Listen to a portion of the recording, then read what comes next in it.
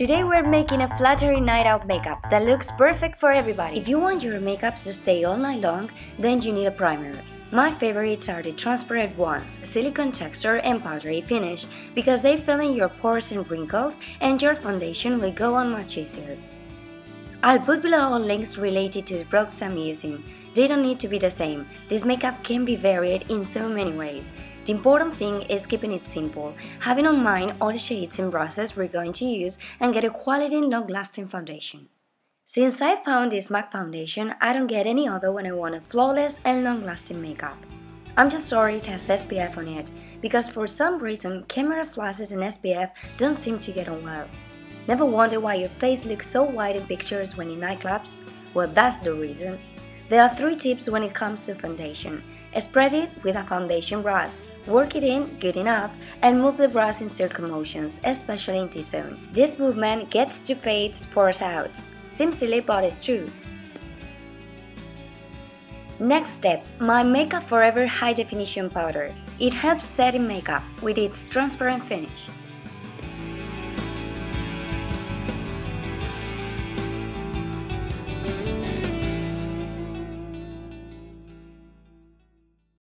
As for the eyes, we'll make sure that color stays in place all night by using an eye primer. Shadows look better when I use a primer. It is like having a much more intense color. As you notice, your shadow spreads just better, if that makes sense. This is a semi-matte brown shadow. I use 2 brushes. One is a creasing brush, and the second one is a blending brush, so I can soften colors. My tip is starting by contouring the crease only on the eyelid. Then spread the color upwards and outwards in and out. Don't want to press too hard, so the color looks even.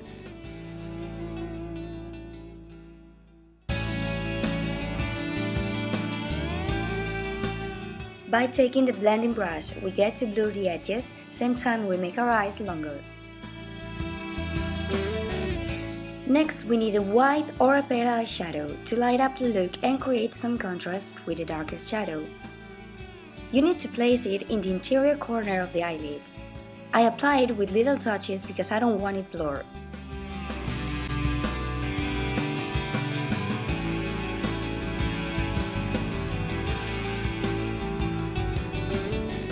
And this same eyeshadow is perfect to get some eye lifting by placing it underneath your eyebrows.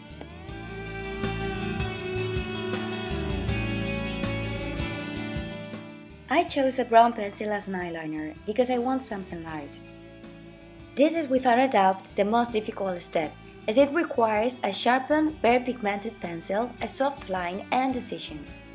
Because my eyes are not very helpful, I need to use my other hand to stretch the eye and keep it closed. I try to imagine what I want and draw fearless. If you're bad at it, you can draw small dots along the lash line, then connect them. I find it easier to draw with little touches until the very end of the eye and just then go with the corner. This one follows the natural lash line, so you just need to extend it a little further than the end. It gets better done stretching slightly the eye with the other hand. I draw it from the center of the eye out.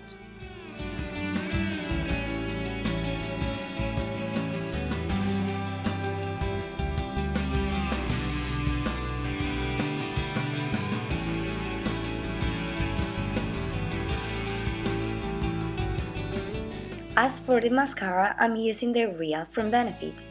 The idea is to make them longer, for which this mascara is a big deal. Not my favorite though. Next step is correcting and lightening the under eye area. If your under eye bags are dark, you'll use a heavy textured compact concealer, for example, Bobbi Brown. If you have wrinkles, you need a very liquid one, but matte and filling. For example, select Moisture Cover by MAC. If you just want to light up the area, use a highlighting liquid format. To end up with eyes, you just need a brow gel. I don't want to fill them because on this look, the important thing is lips. Moving on, because it's a night out makeup, we want to enhance the cheekbones and bring them up to look beautiful in pictures and highlight the blush. In the evening, I use my MAC Pearl Frost Cream Color Base. Beautiful golden pearl color with creamy texture. A tip to know where to apply it is drawing an imaginary line from the end of the eye to the nose ring. As a blush, I'm going with a sugar cotton pink, very pale. I could only find it in Damask one, which is phenomenal. You can use any blush brush as long as it's fluffy enough to build it in and blend it properly.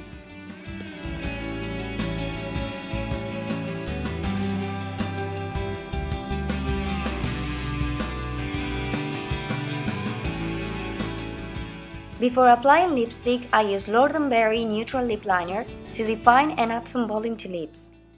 It also prevents lipstick from moving. Lip liner is always important when it comes to such intense colors because we need a perfect line. Any red pencil will work.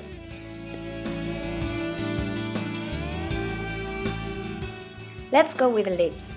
Tip is using an orange red because it lights up your face and fits every skin tone and hair color. I'm using this Sleek Matte Me in Party Pink. If you want to know more about these lipsticks, I'll put below the link to my review. Take your time and if needed, help yourself with a lip brush, because with red colors we don't want to leave any parts left or go beyond the lip liner, unless you are okay with looking like you've just eaten bolognese macaroni. Here's a tip not to get some lipstick in your teeth. Ready! Use a makeup fixation spray so it lasts forever and good to go. I love the MAC and the Urban Decay ones.